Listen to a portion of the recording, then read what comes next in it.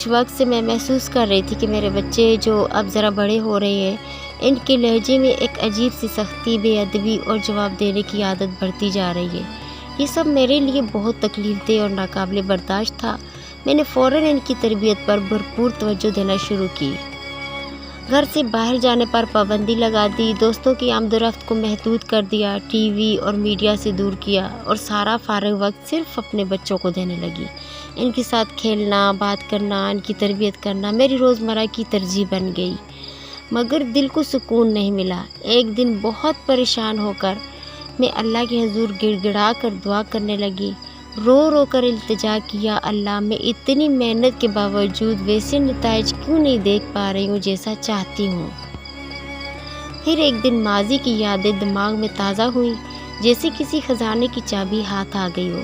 مجھے اپنی امی یاد آئیں، جنہیں میں ہمیشہ فجر کے بعد آٹا گوندتے اور ساتھ درود بناتے ہوئے اللہ کا ذکر، کبھی سبزی کاٹتے ہوئے تسبیح وہ ہمیشہ کہا کرتی تھی، بیٹا ذکر الہی کے ساتھ کیا گیا کام، خاص طور پر کھانا، نہ صرف رزق میں برکت لاتا ہے بلکہ اولاد کے دل و دماغ میں بھی نرمی اور سکون پیدا کرتا ہے۔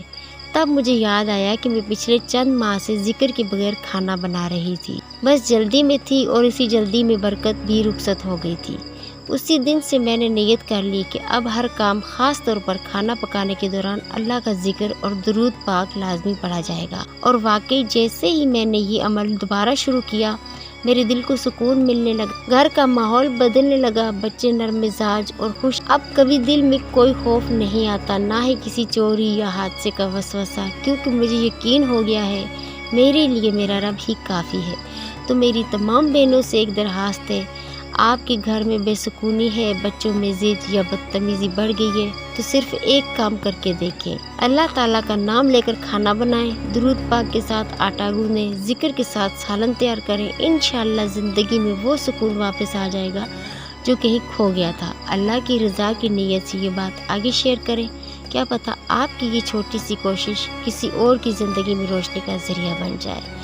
تو ماں بہنوں سے یہ التجا ہے کہ جب بھی وہ کھانا بنائیں، سب سے پہلے باوضو ہو جائیں، اپنے آپ کو پاک صاف رکھیں اور اس کے بعد ذکر الہی سے اور درود پاک سے کھانا بنائیں، تاکہ آپ کی نرم خو عادتیں اور ذکر و اذکار کا نور کھانوں میں شامل ہو کے آپ کے بچوں کی ہڈیوں میں گوشت میں شامل ہو اور ان کی عادتوں کو سنوارے۔ یقیناً یہ ویڈیو آپ کے لیے، یہ پیغام آپ کے لیے، ہم سب کے لیے مفید رہے گا۔